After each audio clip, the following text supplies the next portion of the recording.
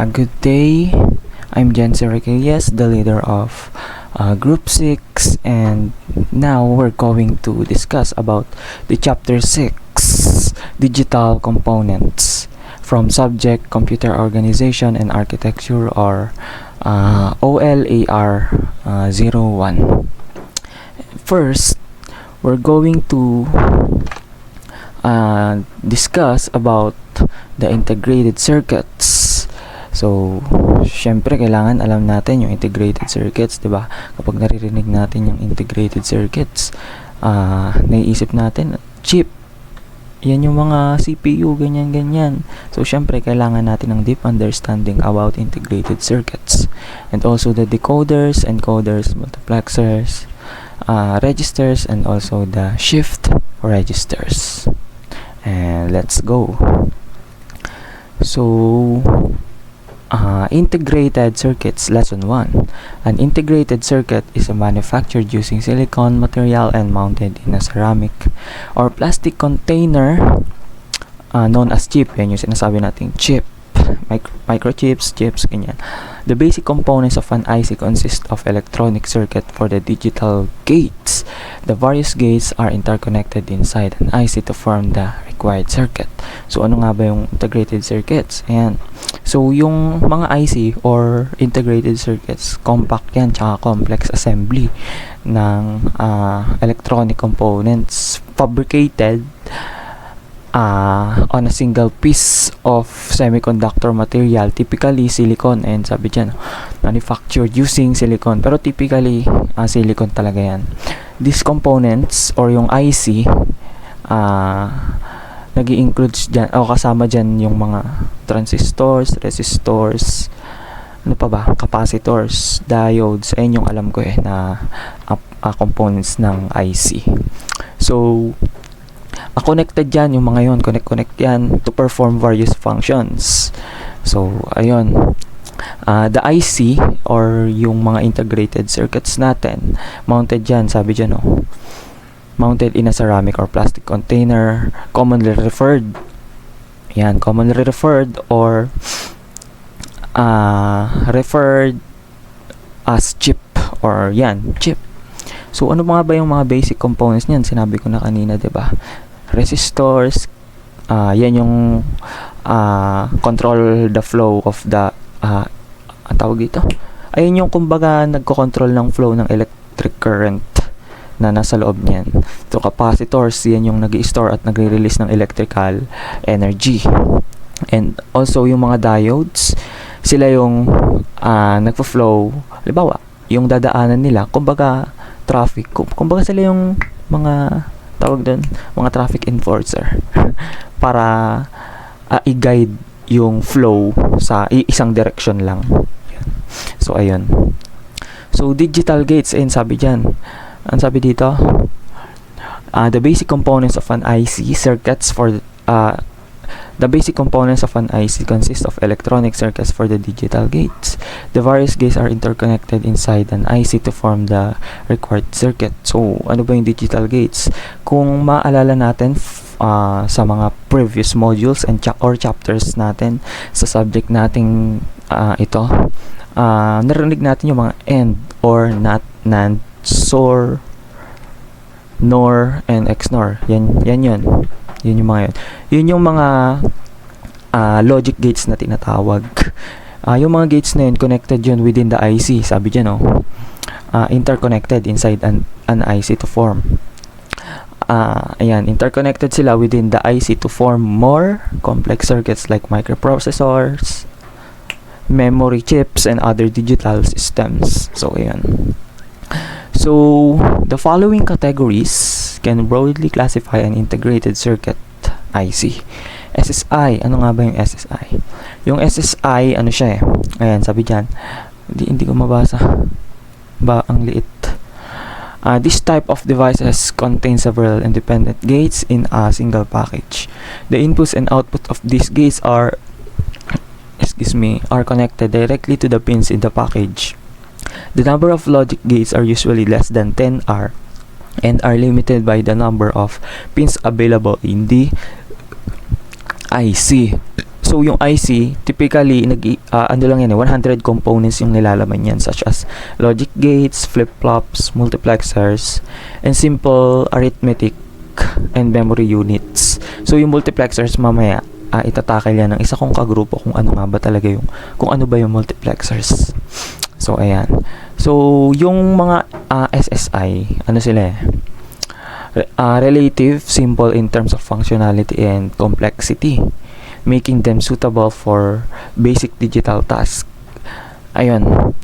Yung tawag dito, yung mga SSI or yung tinatawag nating small scale integration devices. Ano yan? Ginamit yan ng mga dati pa, yung mga ginamit siya ng mga early digital calculators, yung mga simple control systems lang, and basic digital signal processing tasks like 1+1, mga ganun.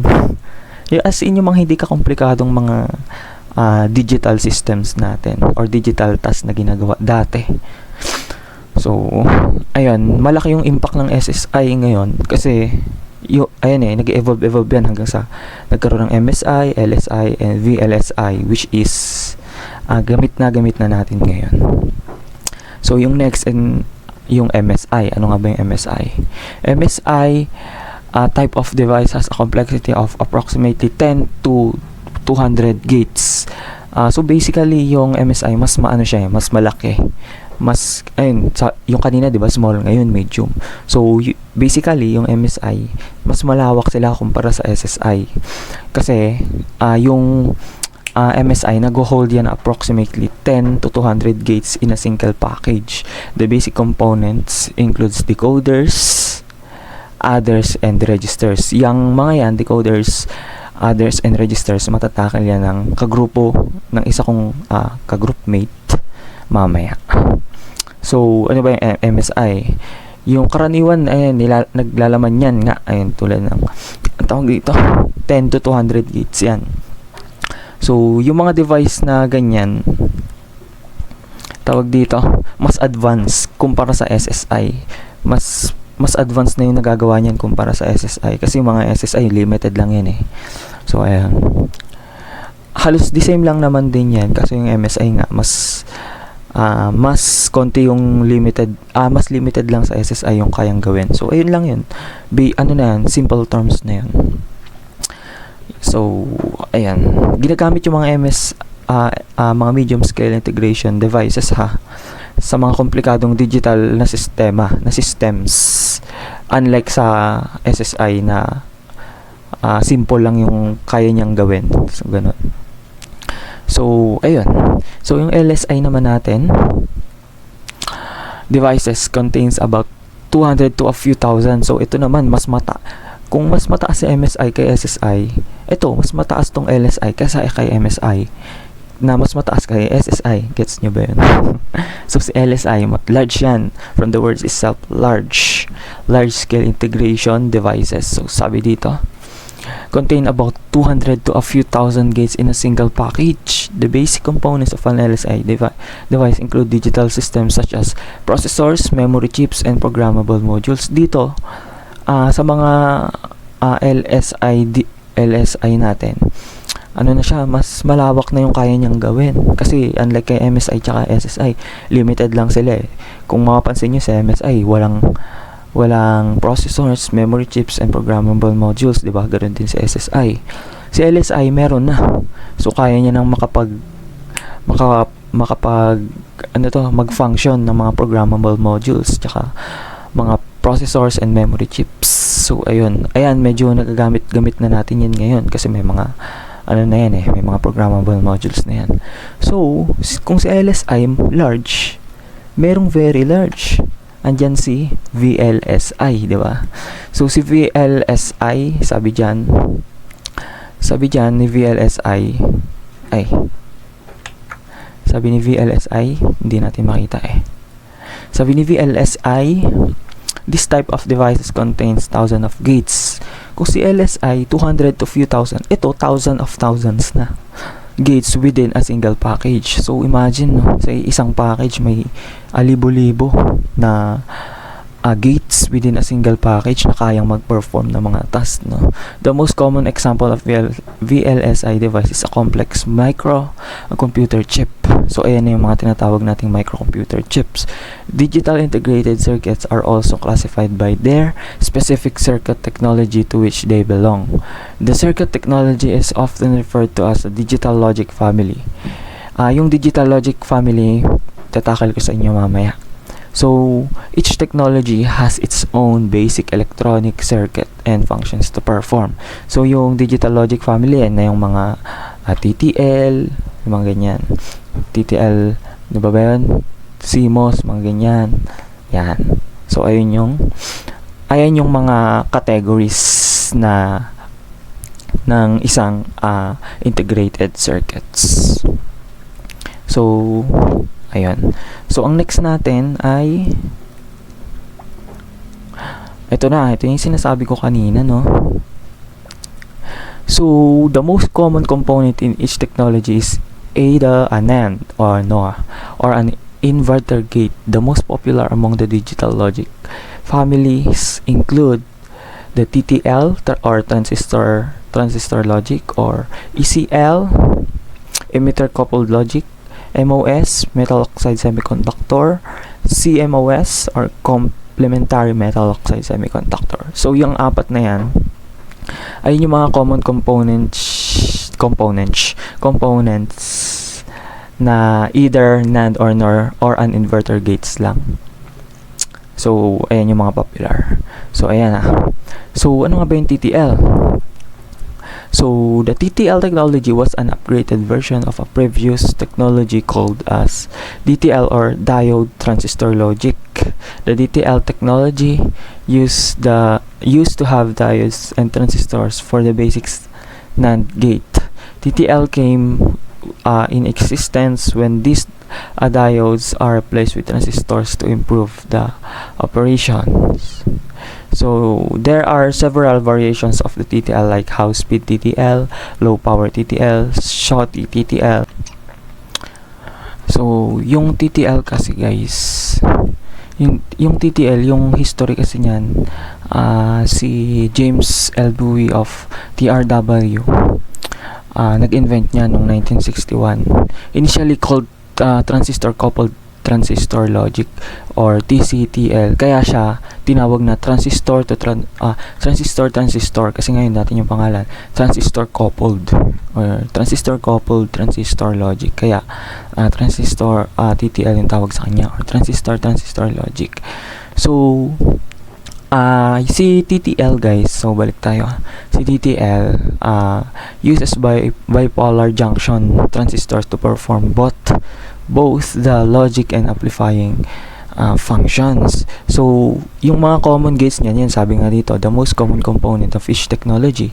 So, syempre, isa si TTL dyan, yung common components niya, ay na logic gates niya is NAND, NOR, and/or and NOT gates. So si TTL, nag-ooperate yan sa pamamagitan ng pag-switch ng transistors on and off to represent binary states, or yung alam naman natin na kapag binary is 1 and zeros, diba? So, ayun yung operation ng TTL. So, next, meron naman tayong ECL. Si ECL or emitter coupled logic. The ECL technology provides the highest speed digital circuits in integrated form. An ECL circuit is used in supercomputers and signal processors where high speed is essential. So, si ECL or emitter coupled logic, high-speed logic family that uses bipolar junctions also to achieve fast switching speeds. So, ano ba yung kumbaga assets niyan ng ECL? Logic states niyan ay nadidetermine sa pamamagitan ng tawag dito, ano yan? Current different branches ng isang circuit or ng isang IC. So, ayun nga, isa sa characteristic ng ECL is high speed. So, kilala kasi yung ECL kapag sa mga very high speed operations. Ayun. With gate delays typically tawag dito in the range of 1 nanoseconds. So ayun. So saan ba ginagamit yan? Bakit ba ginagamit yung ECL? Ginagamit yan sa mga high speed computing such as supercomputers. Alam naman natin na kapag supercomputers kailangan mabilis, di ba? And also mga high frequency communication systems kasi nga communications ang usapan kapag ganun. So saan ba gawa yan? So ano na tayo? So MOS, saan ba gawa yung MOS? From the word itself, metal oxide. Syempre gawa siya sa metal and oxide at semiconductor. Ayan, nasa pangalan na mismo. So, ayun. Bakit may metal? Yung gate kasi ng electrode which was originally made of metal but is now often made of polysilicon na yan eh. So, yung oxide, a thin layer of silicon dioxide that acts as an insulator between the gate and the semiconductor. So, yung isa, semiconductor, syempre, typically silicon din yan, which forms the substrate where the resistors operates.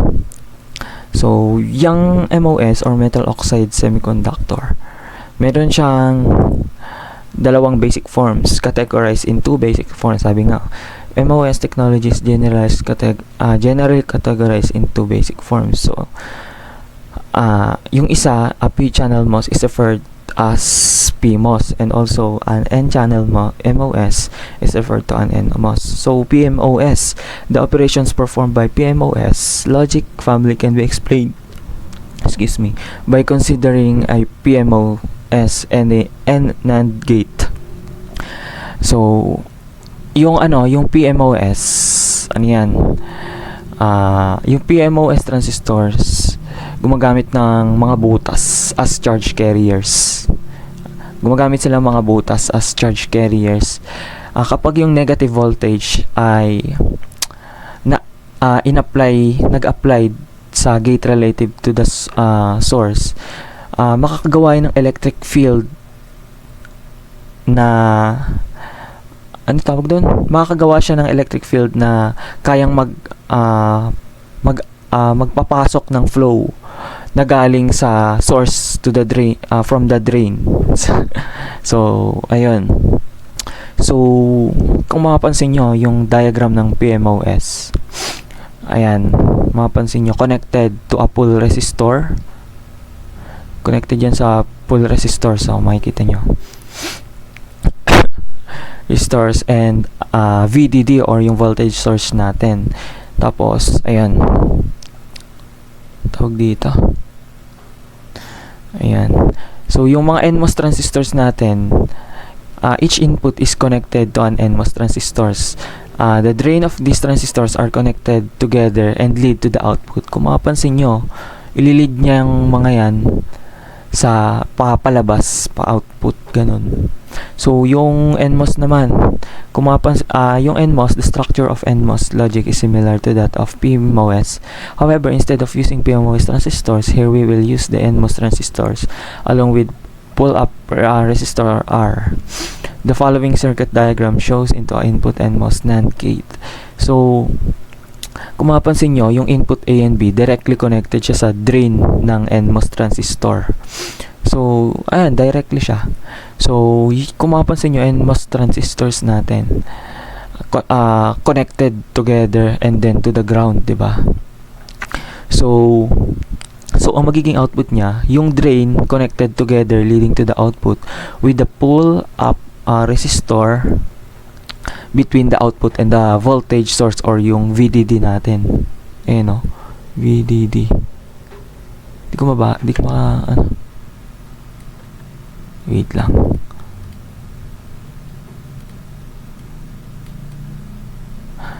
Yung VDD, ayan o. Yan. Diba? Yung A, ulit, yung input A tsaka B natin, directly connected dyan. Ayan o, connected, diba? Sa drain ng NMOS transistors. Ito kasi yung transistors eh. Transistors each, yung dalawang yan. So, yung NMOS transistors natin, connected yan pareho. Yan yung connected yan pareho and then to the ground. Yan. So, yung magiging output niya, diretso yan, pa VDD. So, ayun. So, yung next natin ay CMOS. Ano ba yung CMOS? Yung CMOS natin ay, tawag dito. Yung CMOS, ay, tama ba ako? So, yung CMOS, ayan sabi dyan, Complementary Metal Oxide Semiconductor. The complementary MOS or CMOS technology uses PMOS and NMOS transistors connected in a complementary manner in all circuits. So, CMOS logic families are highly preferred in large-scale integrated circuits because of its high noise, immunity, and low power dissipation. Kung yung CMOS, ano yan, components niyan, gumagamit siya ng PMOS and NMOS transistors. Ayan, sabi dyan, connected dyan sa in a complementary manner. So, basically, yung CMOS, ano yan, gumagamit siya, diba, ng PMOS tsaka ng NMOS. Yan. So, sa isang CMOS circuit, yung PMOS transistor ay ano yan, naka-open or nakabukas kapag yung NMOS transistors natin is naka-off. Gets nyo ba? Kapag si PMOS naka-on, automatic sa NMOS naka-off yan. And also vice versa. Kapag si NMOS naman yung naka-on, si PMOS naman yung naka-off. Yung complementary action niyan, ini-ensure niya na yung na may minimal current flow kapag yung circuit ay naka-steady lang sa state niya para mag-lead yon sa low power consumption. Kaya nga, yung CMOS ginagamit siya kapag, ayun sabi dyan, it's high noise, immunity, and low power dissipation. So, ayun yung ano niya, working principle niya. Kumbaga, kung paano gumagana yung CMOS natin. So, ayun, kung mapapansin nyo, the following circuit diagram shows a standard CMOS circuit and its configuration. So, yung sinasabi sa diagram, zoom natin.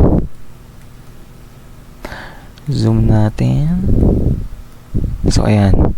So, yung itong diagram na to, ini-illustrate nito ko yung tawag dito, yung CMOS na may dalawang transistors, which is yung PMOS tsaka yung NMOS natin. So, kung mapapansin nyo, si Q1 ba yan? Hindi mabasa masyado. Si Q1 natin is PMOS. Wait lang.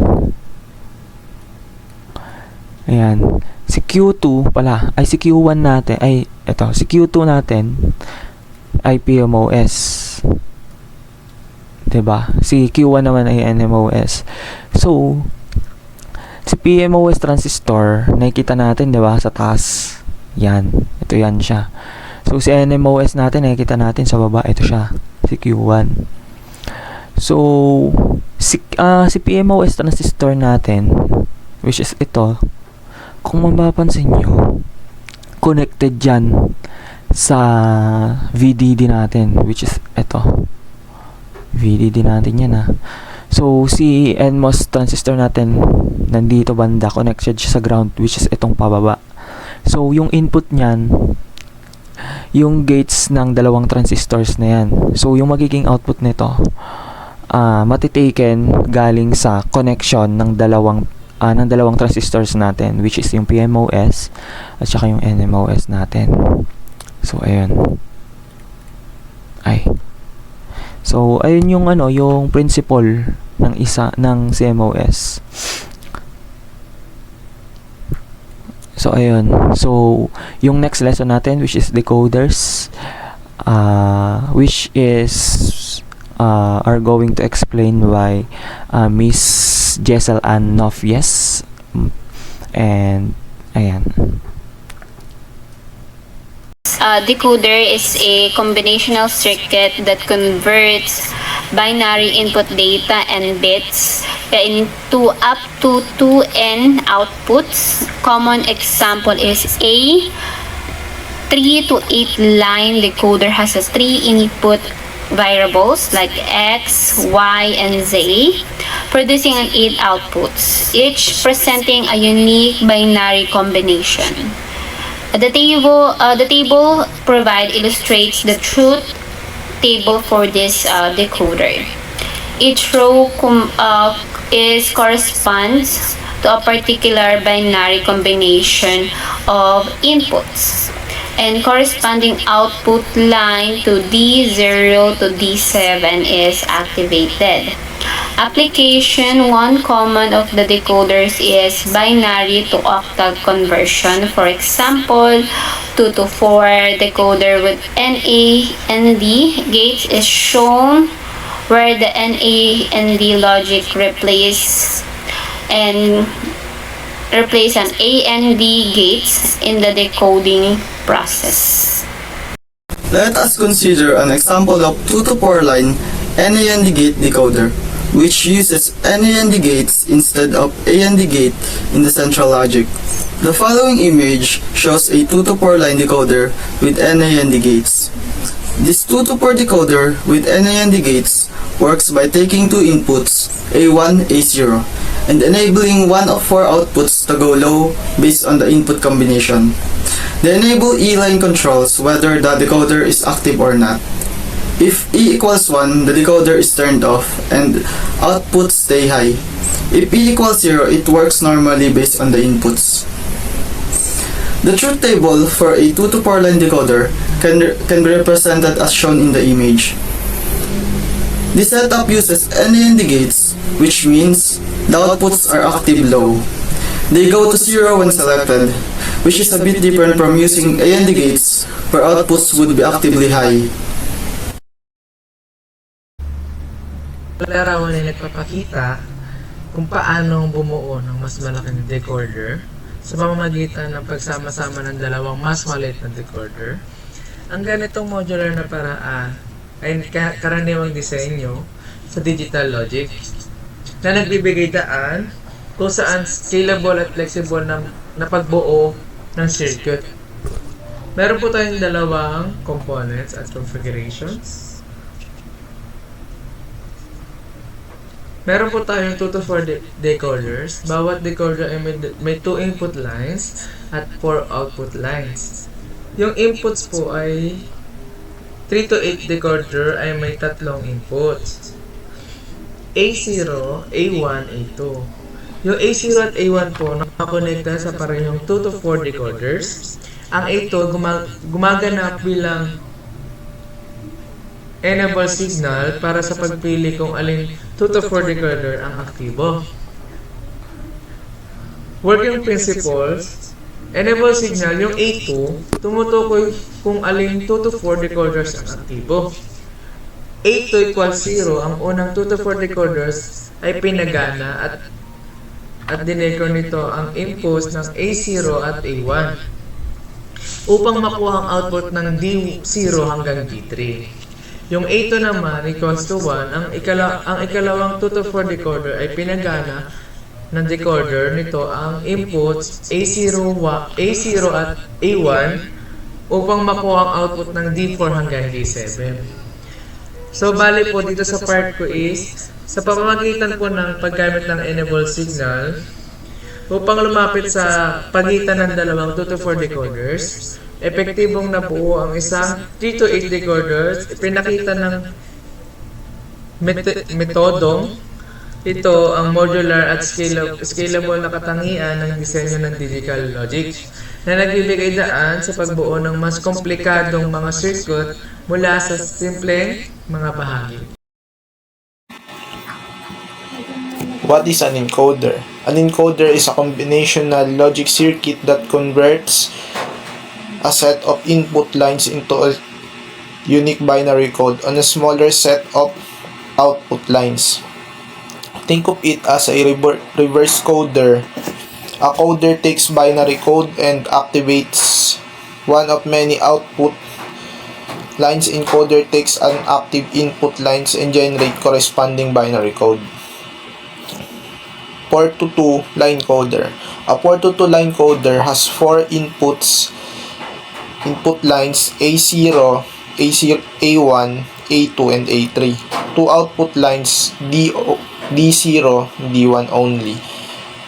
Input line can be active high or 1 at any given time. The others are inactive, low or 0. The encoder job is to produce a unique 2-bit binary code on the output lines corresponding to the active input line. Truth table. The truth table shows the relationship between the input and output lines. It's crucial for understanding the encoder's function. The image shows on the following truth table. Boolean functions. From the truth table, we can derive the Boolean functions for each output line. D1 is equals to A3 plus A2. Output D1 is high 1. If either A3 or A2 or both is high, this is an OR operation. D0 equals A3 plus A1. Output D0 is high if either A3 or A1 or both is high. This is also an OR operation. Circuit diagram. The circuit diagram shows how to implement the encoder using two input OR gates, each corresponding one of output lines, D0 and D1. D1 gates inputs A3 and A2 are connected to one gate whose output is D1. D0 gates inputs A3 and A1 are connected to another OR gates whose output is D0. How it works? Let's say line 2 is high and all other inputs are low. The encoder produces the following inputs. D1 equals A3 plus A2 equals 0 plus 1 equals 1. D0 equals A3 plus 1 equals 0 plus 0 equals 0. The output code is binary 10, which uniquely represents active input A2. Mga podi, and I'm here to report the octal to binary. Okay, let's begin. An octal to binary encoder converts 8 input signal representing octal digit 0 to 7 into a 3-bit binary code. This simplifies the input by reducing the number of lines needed to represent the data in a binary form. And the most common application of an encoder is the octal to binary encoder. Octal to binary encoder takes 8 input line and generates the 3 output lines. The following image shows the block diagram of an 8 to 3 line encoder. Nakalagay dyan sa picture. The truth table for an 8 to 3 line encoder shows the relationship between 8 inputs and 3 corresponding 3-bit binary output. And the following table, nakatulad yan sa the following table, the truth table for an 8 to 3 line encoder can be represented as katulad nung nasa table. Next, from the truth table, we can write the Boolean function for each output as x is equal to d4 plus d5 plus d6 plus d7 and y is equal to d2 plus d3 plus d6 plus d7 and z is equal to d1 plus d3 plus d5 plus d7. Okay, next, the circuit diagram for an 8-line encoder can be represented by using 2 input OR gates tulad nung nasa image sa baba.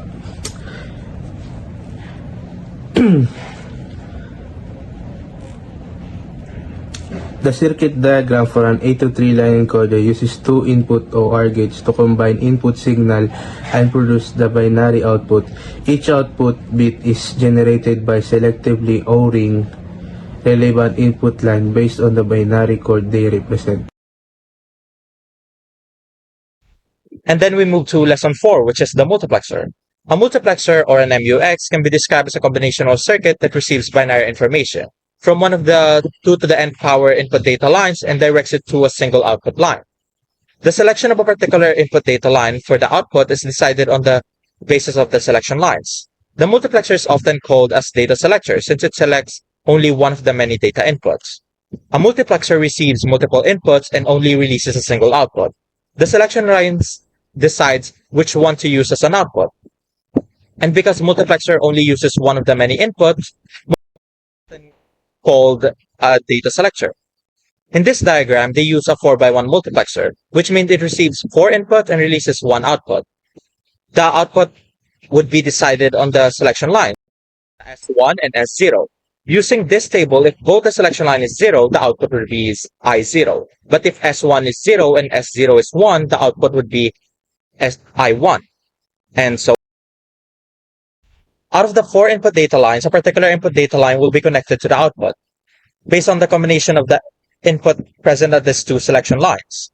Again, the selection lines decides which one of the input would be used as the output, since the output only connects to one input.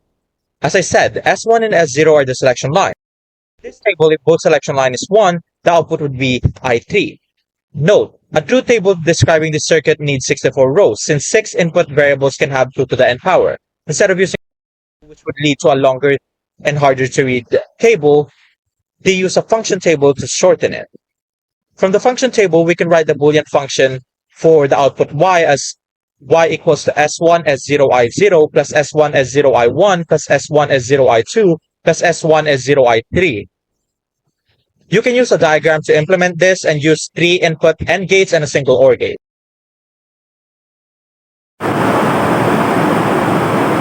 This is the function table for a 4-to-1 multiplexer. As you can see, there are 2 selection inputs, S1 and S0, which determine which of the 4 inputs I0, I1, I2, I3 will be routed to the output Y. For instance, if both S1 and S0 are 0, the output will be I0. If S1 equals 0 and S0 equals 1, the output will be I1, and so on. From the function table, we can derive a Boolean expression.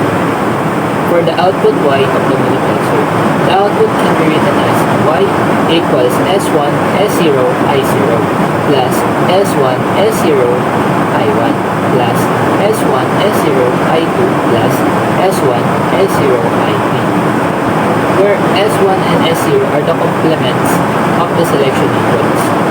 Each term represents a combination of selection inputs, S1, S0, and the corresponding input signal, I0, I1, I2, I3. For example, the first term S1, S0, I0 means that I0 is selected when both S1 and S0 are 0. This Boolean expression can be implemented using logic gates or basic logic gates. We use inverters for the complemented terms like S1 and S0. 3 input AND gates to combine each selection input with a corresponding data input. Finally, an OR gate is used to combine outputs the AND gates to produce the final output Y. To summarize, a 4-to-1 multiplexer selects one of 4 inputs based on 2 selection lines. The Boolean function derived from the function table allows us to implement the multiplexer using logic gates. Understanding multiplexers is essential for more complex digital systems such as data selectors and communication circuits.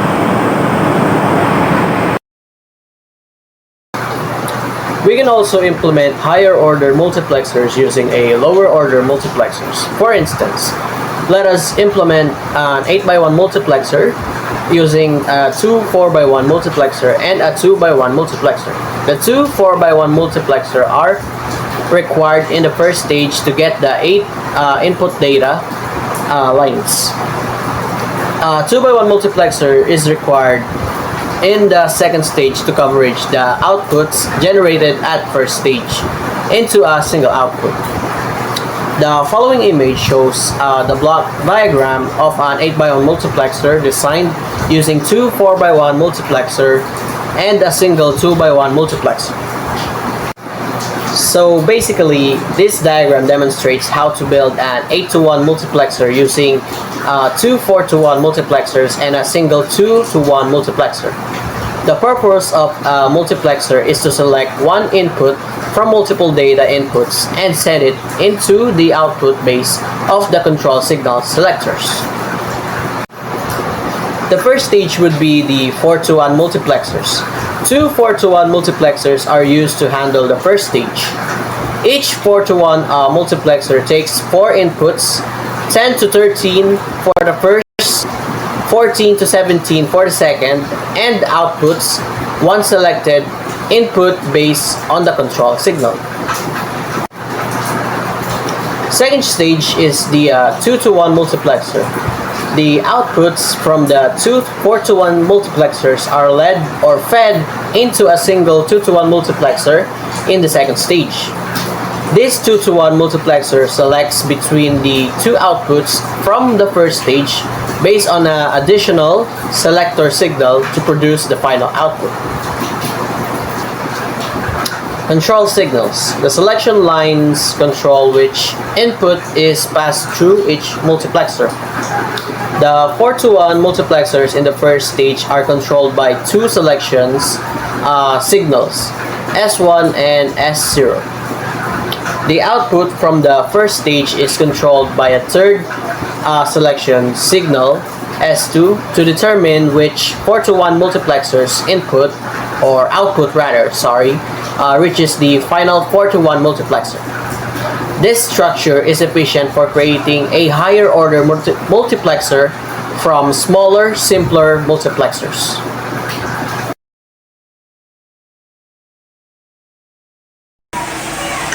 So, on the left side is the diagram for 8x1 multiplexer that is implemented using two stages of multiplexer. The first stage has two 4x1 multiplexer with each 4 input data lines and 2x1 multiplexer in the second stage. A set of common selection lines S1 and S2 are applied to both of the 4x1 multiplexer. This means that both 4x1 multiplexers share the same selection lines. These lines decide which input out of the 4 available inputs in each multiplexer will be selected. And the output generated by both of the 4x1 multiplexer is applied inputs of the 2x1 multiplexer. The function table for the 8x1 multiplexer below the diagram shows which input is selected based on the values of the selection lines. The values of y is based on the selection on which input line is selected.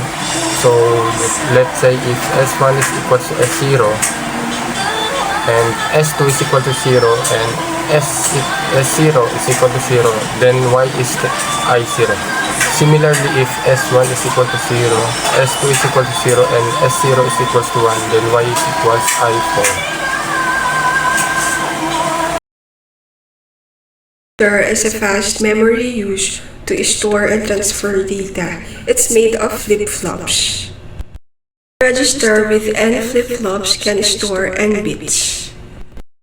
Flip-flops hold binary data.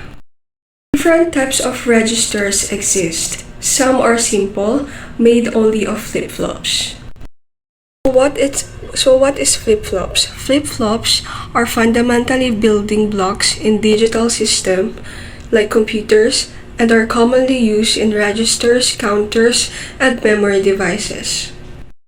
Registers are vital components that store and manage data for the CPU's operations. They rely on flip-flops for storing individual bits and gates to regulate data. The above figure shows a register constructed with the 4D type flip-flops and a common clock pulse input. The clock pulse input CP enables and flip-flops so that the information presently available at the 4 inputs can be transferred into the 4-bit register. 4-bit register. The image shows a 4-bit register constructed with D-type flip-flops and a common clock pulse input CP. Key elements: 4D type flip-flops labeled A1, A2, A3, and A4. Each flip-flop has an input D and output Q.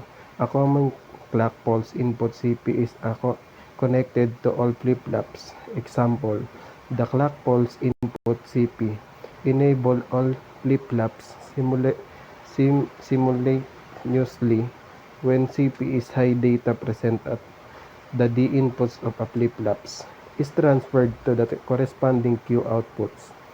This allowed the register to store a 4-bit value at any given time.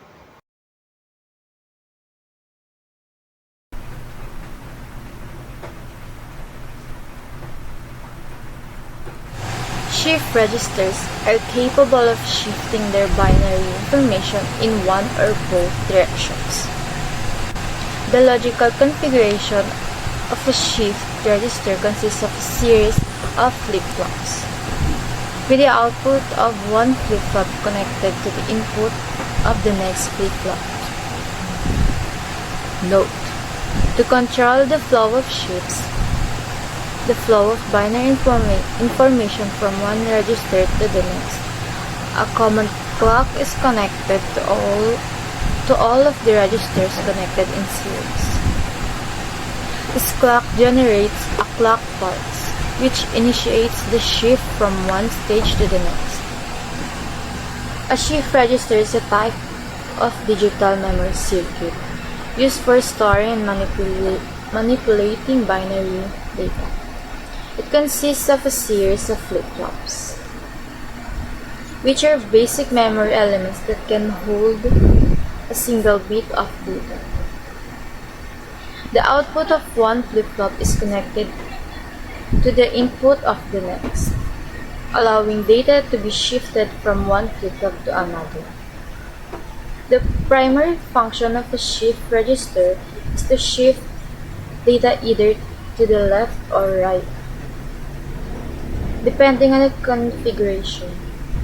The shifting is controlled by a common clock signal, which synchronizes the operation of all connected flip-flops. When the clock generates a pulse, it triggers each flip-flop to transfer its restored data to the next one in the sequence, effectively moving the entire data pattern through the register. This mechanism allows shift registers to perform various functions such as serial to parallel conversion, data storage, and data manipulation in digital circuits.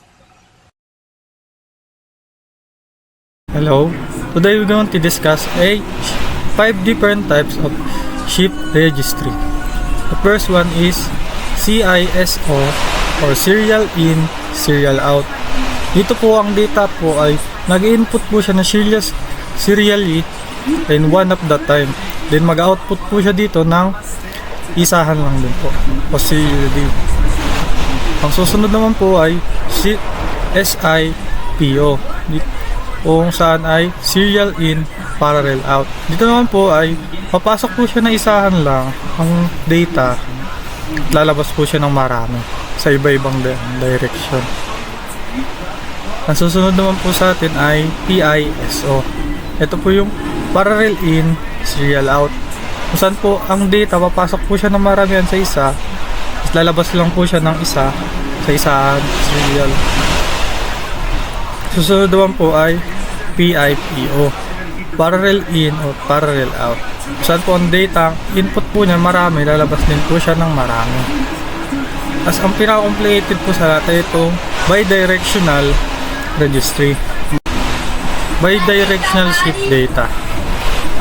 Isa po siyang circuit which data are in both left and right direction. Nag-store din po siya ng data depending sa number of flip-flop to shift according to a signal. May ability rin po siya to mag-perform sa wide range of data motion, make it extremely useful para po sa mga environment. May kakayahan din po siya mag-adapt kung kinakailangan. And here the basic configuration of shift registry. The most general shift registry are often referred to as bidirectional shift registry with parallel load. Ito po yung kaninang bidirectional shift registry na pinaliwanag ko. A common clock is connected to each registry in series to synchronize all operation. Serial line input line is associated with the leftmost registry and serial output line associated. Control state is connected which leave the information in the registry unchanged even the clock is pulsed continuously. Yan lang po. Salamat po. And that's our lesson for today.